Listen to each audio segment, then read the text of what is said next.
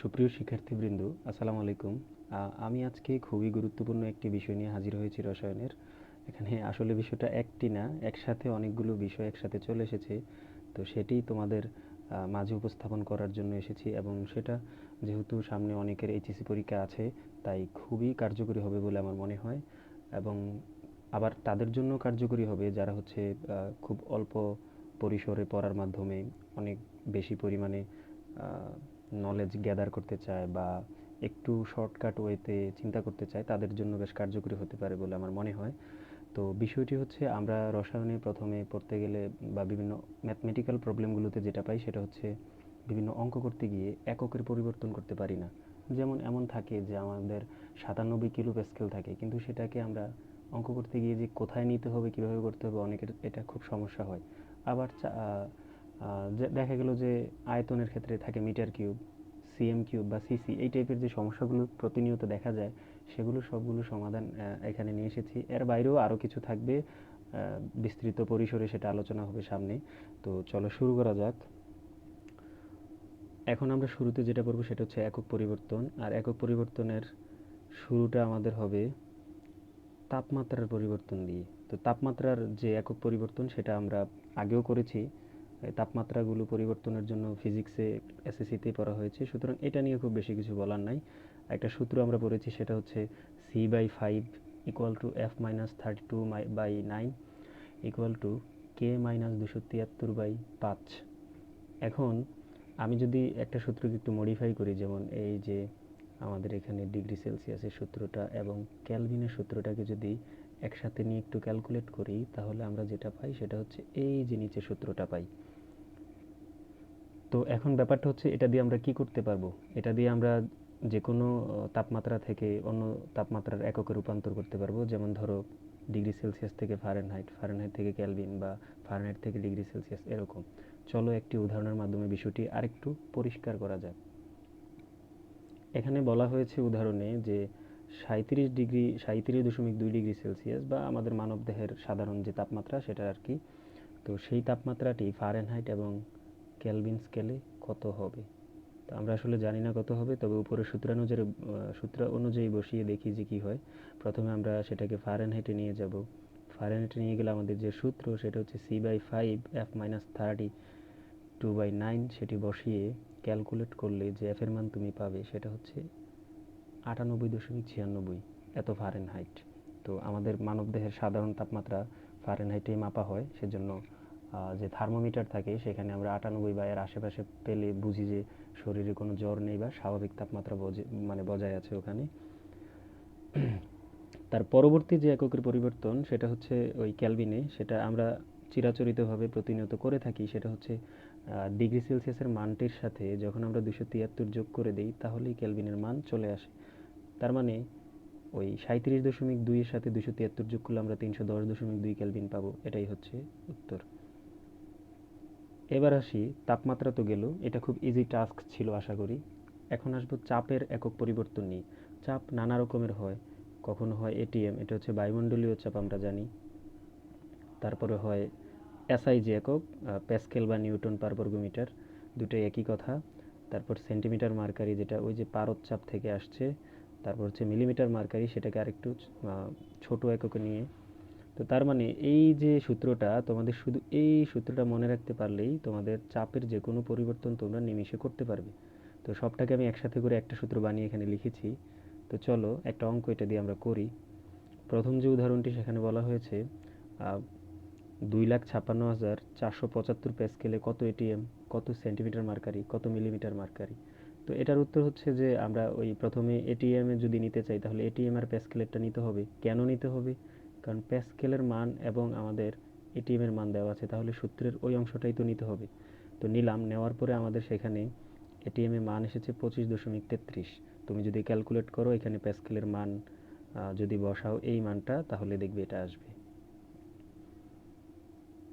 Centimetre মার্কারিতে যদি নিতে চাই, সেক্ষেত্রে আমাদের সূত্র নিতে হবে সেন্টিমিটার মার্কারিটা, এবং যেহেতু প্যাসকেল থেকে নিতে হবে প্যাসকেলেরটা, তাহলে ডেটা বসিয়ে ক্যালকুলেট করলে সেখানে উত্তর আসবে 192.37 এত সেন্টিমিটার মার্কারি। আর আমরা জানি যে সেন্টিমিটার মার্কারি থেকে মিলিমিটার মার্কারিতে নিতে গেলে 10 দ্বারা গুণ করলেই হয়। তো তুমি এভাবে শর্টকাটেও করতে পারো। আর তোমার যদি মনে হয় যে এত শর্টকাট মনে থাকবে না, আমার শুধু সূত্রটাই মনে থাকবে, তাহলে প্যাসকেলেরটা আর মিলিমিটার মার্কারের সূত্রটা বসিয়ে করলেই অ্যান্সার চলে আসবে। এবার চলো আমরা আয়তনের একক পরিবর্তন করি। আয়তনে সাধারণত 3 ধরনের একক পরিবর্তন আমরা দেখি, কিন্তু যে কনফিউশনটা আমরা পড়ি সেটা হচ্ছে মাঝে মধ্যে আমাদের সিএম কিউব দেওয়া থাকে, সিসি দেওয়া থাকে, মিলিলিটার দেওয়া থাকে, কিন্তু আমরা বুঝি না যে এই তিনটাই যে এক সেটা বুঝতে আমাদের হয়তো অনেকের ব্যাক পেতে হয়।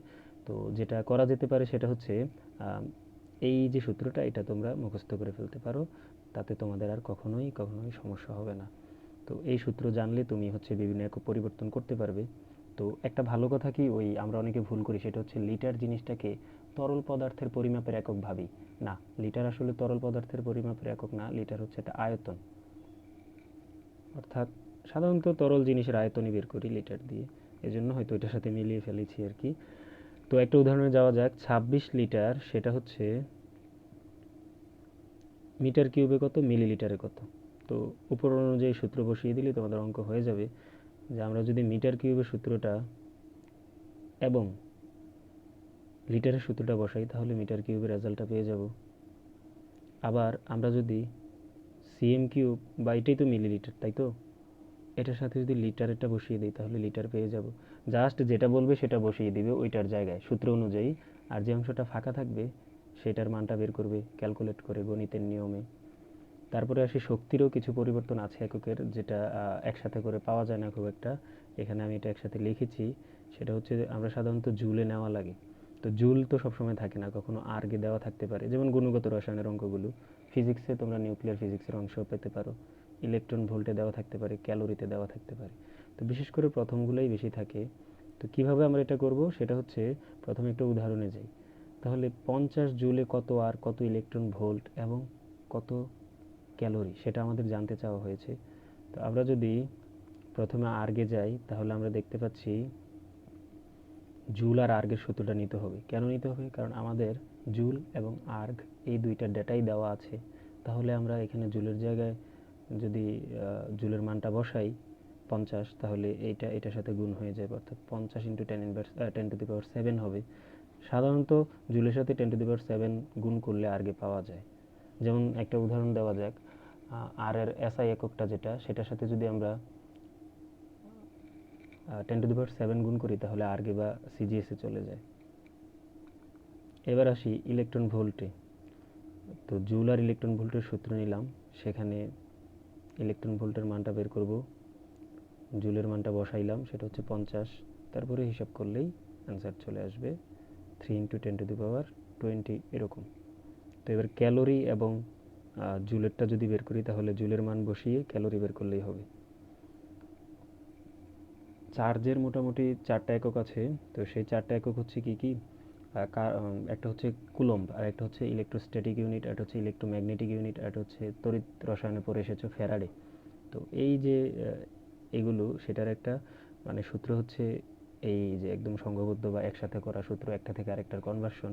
তো আমরা যে কোনোটা বলে দিলে বাকি যে কোনো জায়গায় নিতে পারবো ডেটা। যদি বলে যে 20 ডিগ্রি আর 20 কুলম্ব ইএসইউ ইএমইউ ফ্যারাডেতে কত, তাহলে ঠিক উপরের মতো করেই আমরা এটা বের করে ফেললেই হবে। যেমন ইএসইউতে বের করতে হলে আমি ডিগ্রি সেলসিয়াস আর কি বলি কুলম্ব এবং ইএসইউ নিতে হবে, সেখানে এই মানটার সাথে কুলম্ব গুণ হয়ে যাবে। সেটা ছিল 6, সেটা ছিল 20-এর মতো, তো 20-এর সাথে গুণ করলে হয় 6 × 10⁻10 এত ইএসইউ। আর যদি ইএমইউতে নিতে হয় তাহলে ওই সূত্র, অর্থাৎ ইএমইউ এবং কুলম্বের সূত্র নিয়ে আমরা ইএমইউ বের করতে পারবো। আর যদি বলে ফ্যারাডেতে নিতে হয় তাহলে কুলম্বের মানের সাথে এই মানটা গুণ করলেই ফ্যারাডেতে চলে যাবে।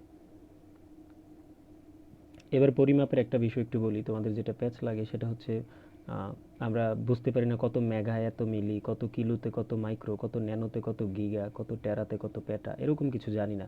তো আমি সবটাকে একসাথে লিখেছি। তো এখানে এর মধ্যে অ্যাংস্ট্রমটা হচ্ছে শুধু দূরত্ব নির্দেশ করে, বাকিগুলো হচ্ছে যে কোনোটাই ব্যবহার করতে পারবে। আমি একটু উদাহরণ দিয়ে দিই। যেমন ধরো বলল যে মিটারের একক, যে 10 মেগামিটারে কত মিলিমিটার।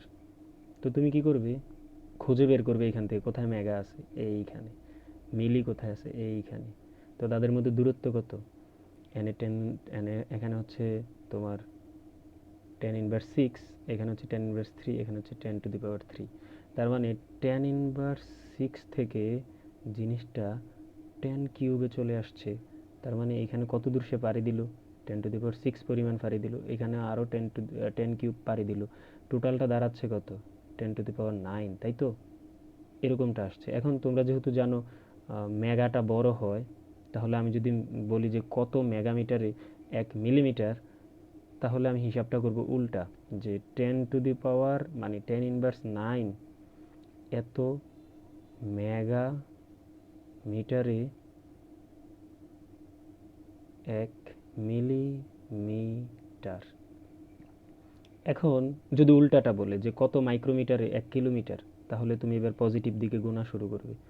যেমন ten to the power six এইখানে আছে আর কিলো এইখানে, তো আবার আগের মতো গুণে যাও। ছয় থেকে প্রথমে আসবে তিনে, তার মানে টেন কিউব। তিন থেকে আসবে একে, আরও টেন কিউব মানে ten to the power six, এখানে আরও থ্রি, এটা হচ্ছে কত? Ten to the power nine. তার মানে আমরা গুনে গুনে ten to the power nine পর্যন্ত গেলাম। এই যে ছয় থেকে তিন, এটা হচ্ছে ছয়, তিন, এক, তিন। তাহলে পজিটিভ থেকে আমরা গুনতে গুনতে নেগেটিভ দিকে গেলাম। তাহলে ten to the power nine মাইক্রোমিটারে, ten to the power nine মাইক্রোমিটারে হবে এক কিলোমিটার। অর্থাৎ আমরা জানি যে মাইক্রোমিটারটা ছোট, কিলোমিটারটা বড়, তাহলে অনেকগুলো মাইক্রোমিটার একসাথে করলে নিশ্চয়ই কিলোমিটার পাওয়া যাবে। তো তুমি এখান থেকে এখানে যাওয়ার সময় এই পাওয়ারগুলা গুনে গুনে যাবা, আর হচ্ছে দেখবা যে কত আসে, সেটা পজিটিভই নিতে হবে, কারণ এই মানটা বড়, মানে এই এককটা বড় হয় আর এই এককটা তো ছোট। স্বাভাবিকভাবে এই এককটা বেশি পরিমাণে নিলে আমরা এটা পাবো, এই আর কি। এবার আসি, আমরা রসায়নে একটা দুইটা সূত্র দিয়ে অনেকগুলো অঙ্ক সমাধান করব।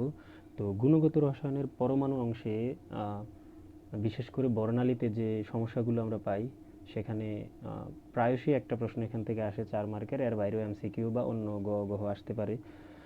তো সেখানে একটা কমন সূত্র আছে, সেটা যদিও বিক্ষিপ্তভাবে দেওয়া বইয়ে, তো আমি সবগুলো সূত্রকে একসাথে করেছি। সেই সূত্রটা হচ্ছে এরকম: nu bar equal to one by lambda equal to R H into one by N one square minus one by N two square equal to nu by C equal to E by H C. তো nu কি? Nu হচ্ছে কম্পাঙ্ক, sorry তরঙ্গ সংখ্যা, lambda হচ্ছে তরঙ্গ দৈর্ঘ্য, R H হচ্ছে রিডবার্গ ধ্রুবক, এন ওয়ান হচ্ছে নিচের কক্ষপথের নাম্বারটা, এন টু হচ্ছে উপরের কক্ষপথের নাম্বারটা, নিউ হচ্ছে কম্পাঙ্ক, সি হচ্ছে আলোর বেগ, ই হচ্ছে শক্তি, এইচ হচ্ছে প্লাঙ্কের ধ্রুবক, এই সি মানে হতো শক্তি। তো তুমি যদি মিনিংগুলো জানো, যখন যেটা থেকে যেটা চাইবে সেটা তুমি ইজিলি বের করতে পারবে। তো কিভাবে সেটা? সেটা হচ্ছে, ধরো তোমাকে প্রশ্নে জানতে চাওয়া হলো ল্যামডা দেওয়া আছে, নিউ জানতে চাওয়া হলো, তো তুমি কি করবে? তুমি এই সূত্রটা আর এই সূত্রটা নিবে, কারণ এই সবাই তো সবার সমান। যেহেতু সবাই সবার সমান, তাহলে এটা করলে হবে। আরেকটা ব্যাপার হচ্ছে, আমি এটাকে একটু অন্যভাবে সাজিয়েছি এখানে, যে সব কিছুকে যদি আমরা তরঙ্গ সংখ্যায় নিয়ে আসতে পারি, তাহলে হিসাবটা খুবই সহজ হয়ে যায়। কারণ তরঙ্গ সংখ্যার সাথে সবার সুন্দর একটা কানেকশন আছে, মানে এনে সবাই সবার সমান আর কি।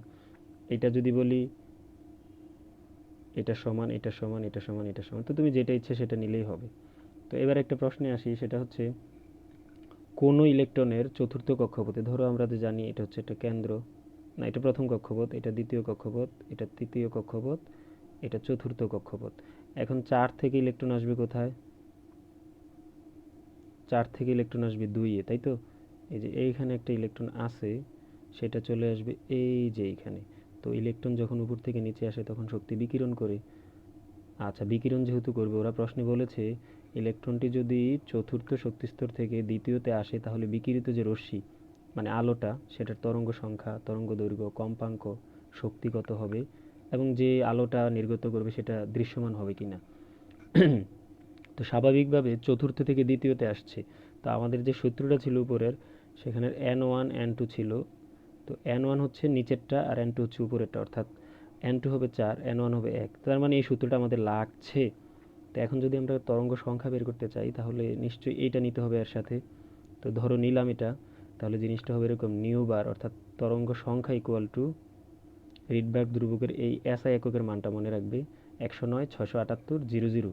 আর যদি এটা সিজিএসে নেয়, তাহলে 109 678ই শুধু।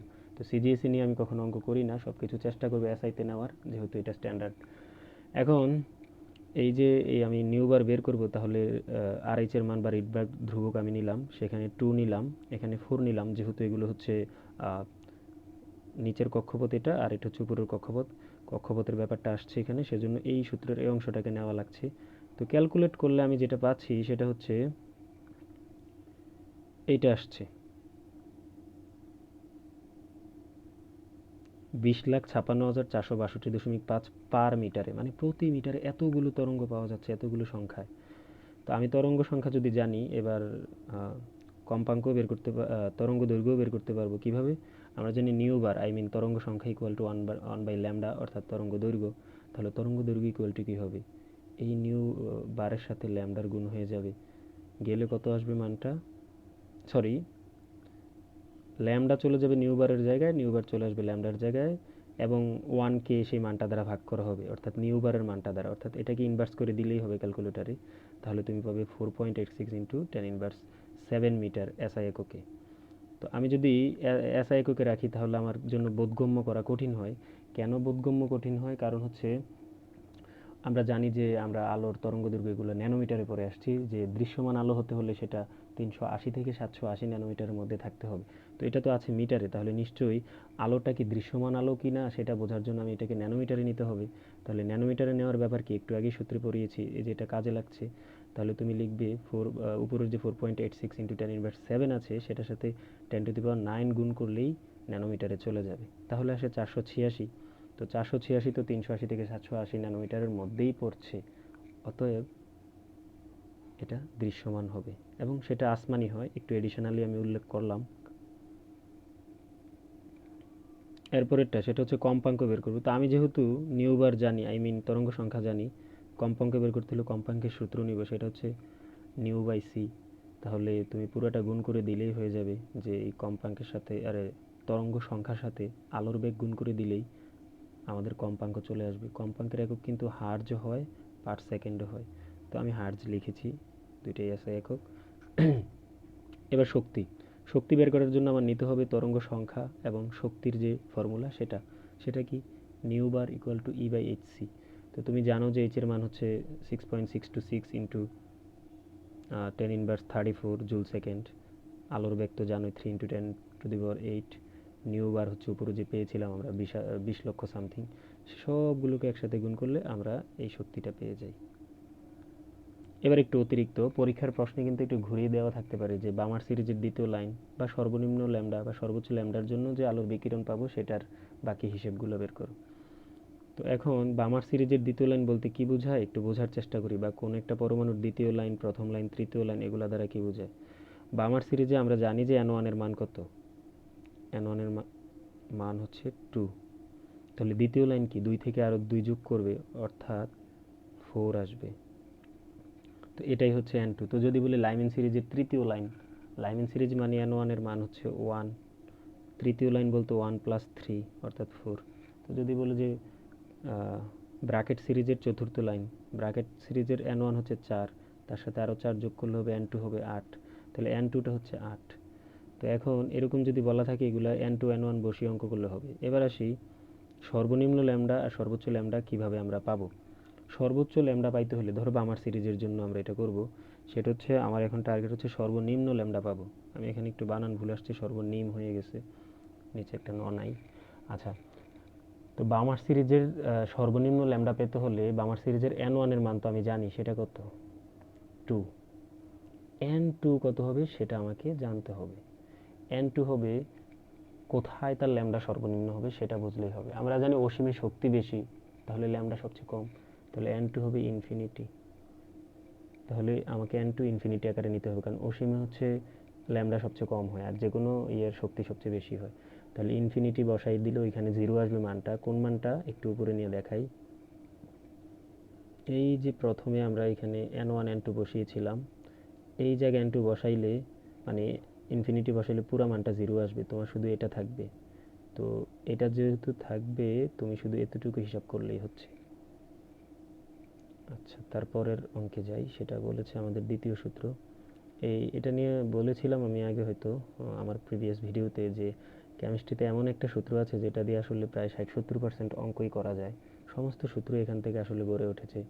এখান থেকে আরও সূত্র বের করা যায়, যেমন ধরো আমি চাইলে বের করতে পারি এরকম, এস বিকে টান দিয়ে S1 V1 equal to S2 V2 লিখতে পারি। আবার আমি পিভিআরটিকে টান দিয়ে পিভি মানে P1 V1 equal to P2 V2 অর্থাৎ বয়েলের সূত্র বের করতে পারি। অথবা এখান থেকে V1T1 ইকুয়াল টু V2T2 বের করতে পারি। অথবা এখান থেকে P1V1/T1 ইকুয়াল টু P2V2/T2 বের করতে পারি। তার মানে যে কোনোটা বের করা সম্ভব। তো সূত্র একটার মধ্যে থেকে এই যে একের পর এক সূত্র বের হয়ে আসে, এজন্য এই সূত্রটা এত দামি। তো রসায়নের যে স্টয়কিওমেট্রিক হিসেব নিকেশ সবই মোটামুটি এটা দিয়ে করা যায়, এটা থেকে আসছে বাকি হিসেবগুলো। তো এটা তোমাদের মনে রাখা অতীব জরুরি। তো কোনটা মানে কি বোঝায় একটু বোঝা যাক। এন মানে মোল সংখ্যা, এটা আমরা জানি। এস মানে হচ্ছে ঘনমাত্রা মোলারিটিতে, ভি মানে আয়তন, ডাব্লিউ মানে ভর, এম মানে আণবিক ভর বা মোলার ভর আসলে, ভি মানে হচ্ছে আয়তন আগেও বলেছি 22.4 একটা ধ্রুবক, পি হচ্ছে চাপ, ভি আয়তন আগেও বলা হয়েছে, আর মানে একটা ধ্রুবক, এটাকে বলে মোলার গ্যাস ধ্রুবক। এর মান 0.0821ও হয়, 0.0821 বাদেও এটা হয় 8.314, ওইটা হয় এসআইতে। এসআই এককে কত? 8.314। তাহলে লিটার এটিএমে কত? 0.0821। কি বললেন লিটার এটিএম, এটা আবার কি? মানে তো যখন তুমি আয়তনকে লিটারে রাখবে এবং চাপকে এটিএমে রাখবে তখন এটা এভাবে ব্যবহৃত হবে আর কি। এবার হচ্ছে এন মানে কি? অণু বা পরমাণুর সংখ্যা। আর এন এ মানে কি? Avogadro number. সেটা কত? 6.023 × 10⁻23। আর টি মানে তো তাপমাত্রা। এইখানের আই মানে হচ্ছে তড়িৎ প্রবাহ, এই টি মানে হচ্ছে সময়, আর ই মানে হচ্ছে তুল্য সংখ্যা, আর এফ মানে হচ্ছে ফ্যারাডে ধ্রুবক। তো অঙ্ক করতে করতে বাকিটা আমরা বুঝে যাব যে কোনটা কি বলতে চাচ্ছে। আমি এই সূত্রটাকে আবার এন কে মাঝে রেখে অর্থাৎ এম কে মধ্যমণি রেখে এই সূত্রটাকে সাজিয়েছি এভাবে। তো তোমরা উপরেরটা বা নিচেরটা যেটাই খুশি মনে রাখতে পারো। তো এন কে মাঝে রাখার অর্থ হচ্ছে যে কোনোটায় থাকলে, ধরো তোমার ডাব্লিউ দেওয়া আছে, তাহলে তুমি আগে এন এ নিয়ে যাবা, মানে মূল সংখ্যা নিয়ে গেলেই তোমার বাকি অঙ্কটা সহজ হয়ে যাবে আর কি। তো মূল সংখ্যা থেকে চলে গেলে তুমি এই যে মূল বিশ্ব রোডে উঠে গেছো, বিশ্ব রোডে উঠে যাওয়ার পরে যে কোনো রাস্তায় তুমি যেতে পারবে। তো আমি একটা অঙ্ক নিয়েছি, সেখানে শুরুতেই আমি তোমাদেরকে বিশ্ব রোডে উঠাই দিছি। এখন বিশ্ব রোডে যেহেতু তোমরা উঠেছো, সেখানে বলা হয়েছে কি যে 5 মোল পানি, কত গ্রাম পানি, কত এমএল, 200 ml কত মোলার পানি, এসটিপিতে কত আয়তন এবং কয়টি পানি,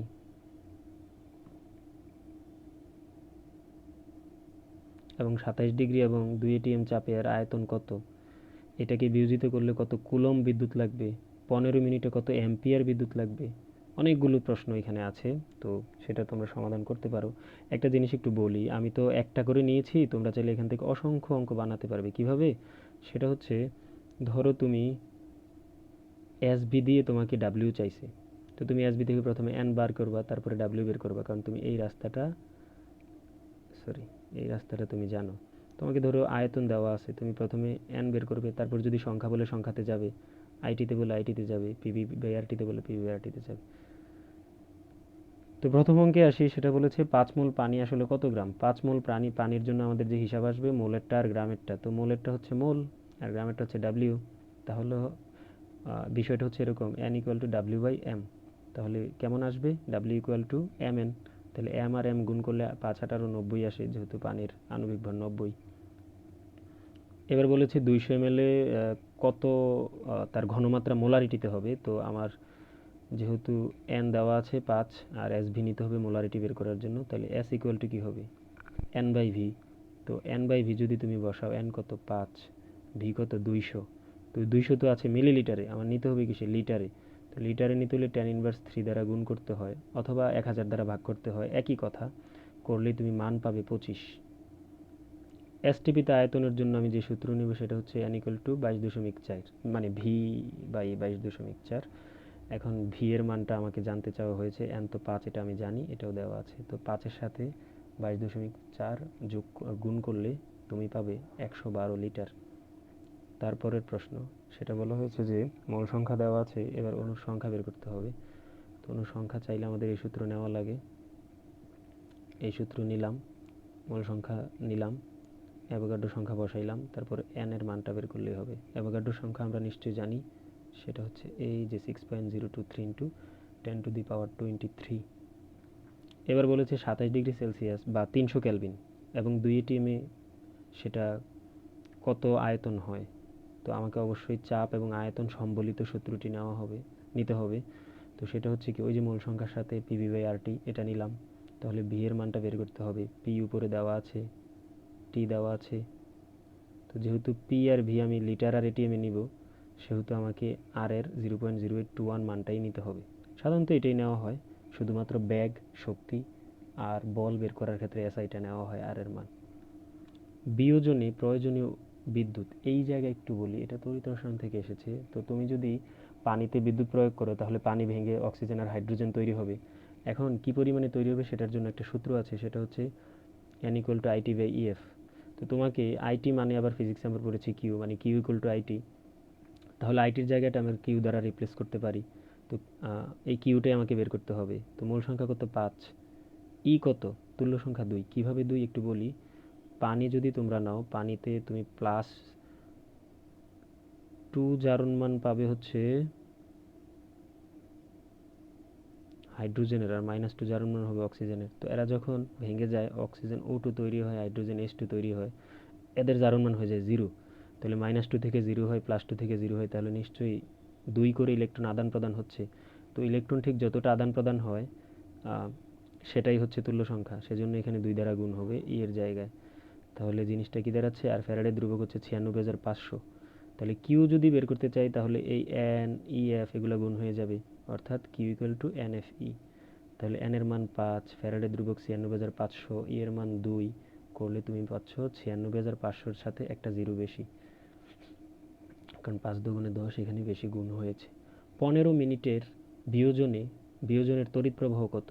তো 15 মিনিট মানে কি? 15 গুণ 60 অর্থাৎ 900। 6×15=90, হ্যাঁ 900। তো আমাকে যদি এবার বের করতে বলে এই টি, আমি 900, আর সরি টি না, 900 হচ্ছে টি, এন হচ্ছে 5, ই হচ্ছে 2, এটা হচ্ছে এফ হচ্ছে 96,500। তাহলে টিটা বের করতে পারবো। আমার একটু ভুল হয়েছে এখানে, এটা টি না, এটা আসলে আইটা বের করতে পারবো। টি তো আমাকে দেওয়াই আছে এখানে। তাহলে টি হবে N E F by, sorry, I হবে NEF বাই টি। তো এন এর মান 5, ই এর মান 2, এফ এর মান 96,500, আর সেখানে টি হচ্ছে 900। সেটা করলে তুমি পাবে 1072 অ্যাম্পিয়ার। তো এই গেল আমাদের এই যে বিভিন্ন ধরনের পরিবর্তন নিয়ে। এবার আমরা ঘনমাত্রার পরিবর্তন পড়ব, যেটাও আমাদের পরীক্ষায় প্রায়শই আসে। প্রায়শই একটা পাত্র দিয়া বলে যে এখানে 5% W/V H2SO4 আছে, এরকম কিছু একটা, যে এটা এটা মোলারিটিতে কত বা ppm এ কত। তো আমরা বিপাকে পড়ে যাই যেটা কিভাবে করব, বইয়ে বা গাইডে অনেক কঠিন করে দেওয়া আছে। তো সহজে করা যেতে পারে এই সূত্রের মাধ্যমে। সূত্রটা হচ্ছে এই, এটা উপরে লেখা হয়নি, আগের মতো সোজা করে একবারে লিখছি। সূত্রটা হচ্ছে মাঝে এসবি কে রাখবে, তো এর সাইডে বাকি সূত্রগুলো নেবে। যে এসবি এর সাথে যে এবার শতকরার হিসাবটা কি, শতকরাকে আমরা প্রকাশ করি এক্স দ্বারা। এসবির এস হচ্ছে মোলারিটি, ভি মানে আয়তন, এটা আমরা আগে থেকেই জানি। তো আর এম মানে মোলার ভর, ডাব্লিউ মানে ভর, এম মানে মোলার ভর, পিপিএম মানে পার্টস পার মিলিয়ন, আর পিপিবি মানে হচ্ছে পার্টস পার বিলিয়ন, এন মানে হচ্ছে নর্মালিটি, আর ই মানে হচ্ছে তুল্য সংখ্যা। তো কোনটার মানে কি সেটা বলা শেষ হলো। এখন তোমার কাজ হচ্ছে এই সূত্রটা ডিরেক্ট মুখস্থ করে ফেলা। যেহেতু তোমার হাতে সময় কম, সেহেতু মুখস্থ করে ফেলাটাই বেটার হবে। তো আমরা সূত্র পাইলাম যে শতকরার সাথে, এটা লেখা হয়নি আসলে, শতকরার সাথে মোলারিটির পরিবর্তন। তো তোমার এস হচ্ছে মোলারিটি, এক্স হচ্ছে শতকরা। তোমার যদি এস দেওয়া থাকে, এক্স বের করতে বলে ইজিলি বের করতে পারবে। এবার হচ্ছে মোলারিটির সাথে গ্রাম পার লিটারের সম্পর্ক, SB=W/M, একটু আগেও এটা করেছি। এবার হচ্ছে মোলারিটির সাথে নর্মালিটির সম্পর্ক। এবার হচ্ছে মোলারিটির সাথে ppm এর সম্পর্ক। তো ppm এর সাথে 1000 গুণ করলে হয়ে যায় ppb। যাই হোক, অঙ্ক করলে বাকিটা ক্লিয়ার হবে আশা করা যায়। বলেছে যে 250 মিলিলিটার 0.1 মোলার H2SO4 শতকরায় গ্রাম পার লিটারে নর্মালিটিতে পিপিএমে কত, চলো দেখা যাক। তো প্রথমে আমরা শতকরায় নিব। শতকরা নেওয়ার জন্য সূত্র কোনটা? S equal to 10x/m। মনে রাখতে হবে এখানে যদি রো উল্লেখ থাকে তাহলে রোটা কিন্তু এক্স এর সাথে গুণ হয়ে যাবে, মানে 10x রো বাই এম। তো রো যেহেতু নাই, এই জন্য আমি সূত্রে এটা দিলাম না, মানে এটার মান 1, এটা ধরে নেওয়া যায়। তাহলে এস ইকুয়াল টু 10x/m যদি হয়, তাহলে আমাকে বের করতে হবে শতকরা, আই মিন এক্স এর মান। তো এক্স এর মান বের করতে হলে হবে SM/10, বাকি অংশটা তুমি ক্যালকুলেট করলে এরকম আসবে। তো এস এর মান হচ্ছে 0.1, এম হচ্ছে 98 সালফিউরিক অ্যাসিড, 10 হচ্ছে সূত্রের 10, এই যে 10 ছিল এখানে, তো করলে তোমার মান আসবে 0.98%। পিপিএম এ কত? তো পিপিএম এর সূত্র হচ্ছে এস এম গুণ 1000।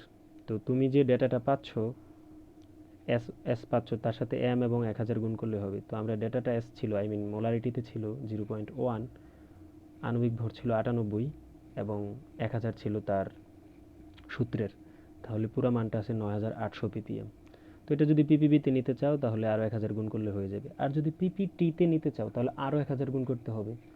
এই তো। এবার গ্রাম পার লিটার এককে নাও, পার লিটার, তার মানে আয়তন বলেই দিছে ওরা 1 লিটার, সুতরাং এখানে আমাদের প্যাচ কমে গেল। তাহলে এই ভি মানে হচ্ছে 1 লিটার, বুঝতে পেরেছো আশা করি। তো ডাব্লিউ আমাদের বের করতে হবে, মানে ডাব্লিউটা বের করলে এখানে গ্রাম পার লিটারে চলে আসবে। এস জানি 0.1, এম 98, তাহলে 0.1 গুণ 98 গুণ 1 করলে আমরা গ্রাম পার লিটারে পেয়ে যাই এই অ্যান্সারটা, যে 9.8 গ্রাম পার লিটার, তার মানে প্রতি লিটারে 9.8 গ্রাম করে থাকবে। এবার যদি আমরা নর্মালিটিতে চাই তাহলে কি হবে? এটা সিলেবাসের বহির্ভূত, তা সত্ত্বেও যোগ করেছি যেহেতু করা যায়। তো তুমি শুধু তুল্য সংখ্যাটা গুণ করে দিলে মোলারিটির সাথে অ্যান্সার হয়ে যাবে। তো যেহেতু আমরা জানি যে সালফিউরিক অ্যাসিডের তুল্য সংখ্যা 2, এখন প্রশ্ন হচ্ছে কিভাবে 2? কারণ সালফিউরিক অ্যাসিড থেকে 2টা H প্লাস নির্গত হইতে পারে বা সে দান করতে পারে। অ্যাসিড যতটা H প্লাস দিতে পারে তা হচ্ছে তার তুল্য সংখ্যা। তো যেহেতু 2টা H দিতে পারে, তার তুল্য সংখ্যা 2। যেহেতু তার ঘনমাত্রা ছিল 0.1, তার সাথে 2 গুণ করলে 0.2 হবে, সেটাই হচ্ছে অ্যান্সার। তো আমি এবার একটু ইতি টানি এখানে। আমাদের 32 মিনিটে বা 30 মিনিটে আমি যেটুকু পড়াইলাম সেখান থেকে বলা যেতে পারে রসায়নে তোমার পরীক্ষায় 20 থেকে 25 মার্কের মতো কমন থাকবে, এবং অনেক মার্কের ক্ষেত্রে বা অনেক পড়ার ক্ষেত্রে তুমি এখান থেকে একটা ভালো মানের মানে হেল্প পাবে। তো যে হেল্পটা তুমি পাচ্ছ সেটা তুমি এক্স্যাক্টলি পরীক্ষার হলে রিকল করার জন্য বা ঠিকঠাক মতো অ্যাপ্লাই করার জন্য তোমার কিন্তু একটু প্র্যাকটিস করতে হবে। তুমি এখন গিয়ে ধরো আমার এই ভিডিও দেখার পরে আরও কিছু প্র্যাকটিস করে ফেলবে। কোথা থেকে করবে? বই, গাইড বা টেস্ট পেপার থেকে এখন করলে ভালো হয়, যাদের হচ্ছে এইচএসসি পরীক্ষার সামনে। আর অ্যাডমিশন যাদের সামনে, তাদের হচ্ছে অ্যাডমিশনের বই বা যে কোনো মেইন বই এরকম আর কি। তো যত বেশি সমস্যার সমাধান তুমি করবে ব্যক্তিগতভাবে, ততই তুমি সমৃদ্ধ হবে। আর একটা কথা বলে দেই যে শর্টকাট টোটকায় অন্তত রসায়ন চলে না, কিন্তু এটা কিছু ক্ষেত্রে কার্যকরী অবশ্যই। তার মানে আসলে পৃথিবীতে সব জিনিসের একটা ভালো দিক মন্দ দিক আছে। তো ডিপেন্ডেন্সি যে ব্যাপারটা, আমরা একেবারে ডিপেন্ড যদি হয়ে যাই সেটার উপর, তাহলে এটা আমাদের জন্য খুবই ক্ষতিকর হয়ে দাঁড়াবে। তো ব্যাপারটা হচ্ছে আমরা যেখানে যেটা ভালো সেখান থেকে সেটা নিয়ে নিতে হবে, সেখান থেকে সেটা অভ্যস্ত হতে হবে। মানে বুদ্ধিমানরা হচ্ছে কঠোরপন্থায় থাকে না, এরা হচ্ছে যেখানে যেটা ভালো পায় ভালো জিনিসটা খুঁজে নিতে পারে আর কি। তো এইখান থেকে তুমি শর্টকাট অংশটা নিলে, আবার তুমি ধরো জানো যে রিটেনের জন্য বিস্তৃত পরিসরে পড়া লাগবে তোমাকে, এক্সপান্ডেড একটা অ্যামাউন্টের পড়া, সেটার জন্য তোমাকে কিন্তু আবার খাটাখাটুনি খেটে ধৈর্য সহকারে অনেক সময় ব্যয় করে পড়তে হবে। তো স্বাভাবিকভাবে ইন্টারমিডিয়েট সময়টা যেহেতু কম্পিটিটিভ, আশা করা যায় যে তোমরা ওই কম্পিটিশন চিন্তা করেই পড়াশোনা করবে। শর্টকাট ওয়েতে তুমি হয়তো এইচএসসি পার করতে পারবে, অ্যাডমিশন পারবে না। অ্যাডমিশনে তোমাকে অন্যের সাথে কম্পিট করতে হবে, কাজে পরিশ্রমের পরিমাণ বাড়াতে হবে, চর্চার পরিমাণ বাড়াতে হবে। আবারও বলি, চর্চা বাড়াতে হবে। তুমি প্রচুর প্রশ্ন সমাধান করলে তুমি নিজেই বুঝতে পারবে যে কিভাবে কিভাবে শর্টকাট হবে, কিভাবে দ্রুত পরীক্ষার হলে উত্তর করা যাবে। না হয় দেখবে যে পরীক্ষার হলে মাথা কাজ করছে না। সুতরাং এই বিষয়গুলো একটু মাথায় রাখতে হবে। তো এটুকুই থাকুক আজকের এ পর্যন্তই। তো ভালো থেকো সবাই, ধন্যবাদ। আসসালামু আলাইকুম।